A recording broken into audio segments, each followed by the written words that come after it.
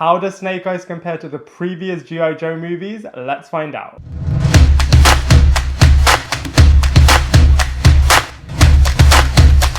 Hello everybody and welcome back to my channel Lifestyle Critic. I hope you're having a brilliant day. In this movie we are going to be reviewing Snake Eyes, which is a bit of a pseudo-superhero action movie based on the Hasbro popular G.I. Joe toy series, and this film serves as a prequel reboot on the entire G.I. Joe franchise, and this time it is focusing on the origin storylines of Snake Eyes and Storm Shadow. Now I'm really mixed with this movie, as on the one hand it definitely does have some really cool moments in this movie. However, on the other hand, I definitely feel like the first act of this movie is such a chore and at points such a bore to get through. I also feel like the plot definitely could have been a lot tighter, a lot cooler, a lot slicker, and also the main lead protagonist of Snake Eyes often gets overshadowed by certain other characters, and I'm going to be breaking it all down for you in this movie review.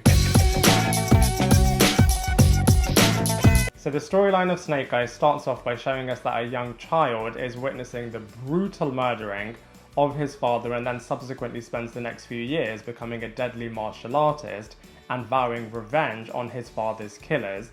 As a grown-up character, he then gets invited to join an evil gang and gets asked to kill a character called Tommy, who's a bit of a double agent. However, instead of killing the Tommy character, he actually saves the Tommy character and then gets invited to join Tommy's team, the Arishikage. The film then explores whether or not he can complete 3 trials and 3 tests to truly become an Arishikage member. It also explores a lot of family drama within loads of different groups and against loads of different groups as well. And also there are loads of unexpected twists and turns in this movie as well, which are really great. Now from a positives point of view, I did actually really like the 3 trials and seeing whether or not Snake Eyes is going to be able to pass all of them, and all of them test different attributes of a person's character and a person's inner and external strengths, which are really cool. And also I do feel like all of the world building of the wider G.I. Joe world is really cool, and I do feel like they balance storytelling with really cool martial arts sequences as well. However, from a negatives point of view, like I said, the first act of this movie is just so slow and monotonous. Also, this movie has some fantasy aspects in it, and I definitely feel like they could have made those a lot more threatening. And just the plot overall, I just feel like they really could have made it so much more epic, so much grander, and so much more intense. And so from a storyline point of view, like I said in the beginning, I am pretty mixed with this movie.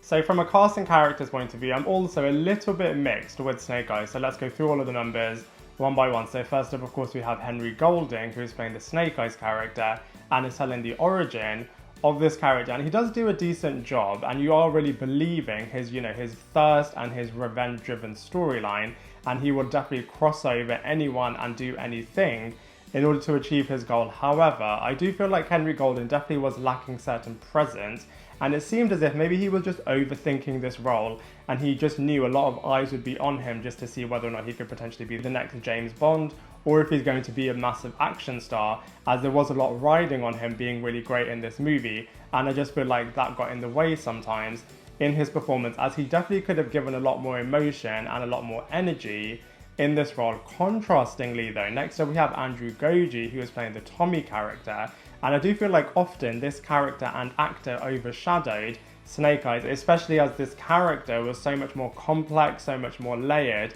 and so much more passionate. Especially in the final few moments in this movie with this character, you can really feel the emotion that he is communicating in those particular scenes, and also his transformation into Storm Shadow is super well done, really believable, and I do feel like Andrew Koji did a fantastic job in this movie. Next up we have Ursula Corbero, who is playing the Baroness character. She is the leader of the evil Cobra team, and she does do a decent job in the few scenes that she's in. Very similarly to Samara Weaving's character of Scarlet, I was expecting and hoping so much more from this character. I feel like the original G.I. Joe series definitely do a lot more with her, and maybe in the future this character will get a lot bigger in this particular new franchise. But as far as this movie is concerned, you don't really see much of this character or this actress, at all, and her scenes are pretty flat, so you don't really see much acting range. But you know, that being said, for the few scenes that she's in and for the job that she had to do, Samara Weaving did do a really good job. Next up we have Haruka A playing the Akiko character,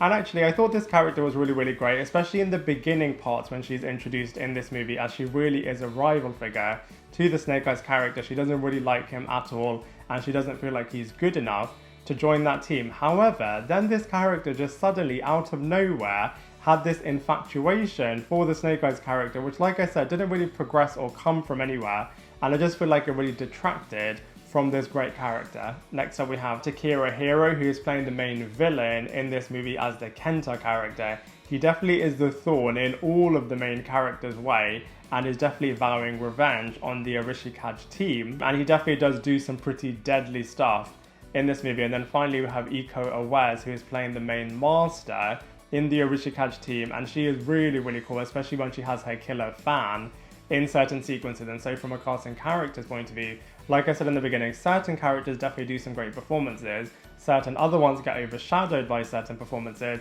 whereas the others don't really have that much to do in this movie.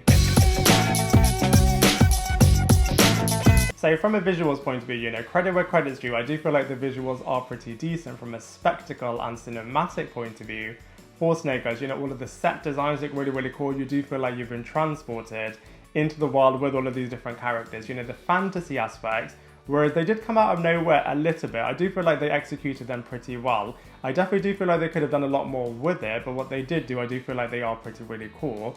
Also, the martial arts sequences, I do feel like they were definitely trying to be really innovative with them, and they did look really cool. However, there was just something missing with them, as they weren't that memorable a few days after you've watched them. And also, I do agree with the criticism that people are making with the particular fight sequences in terms of the way they were edited. It was just so many cuts that you're just looking everywhere and you can't really focus on it that much.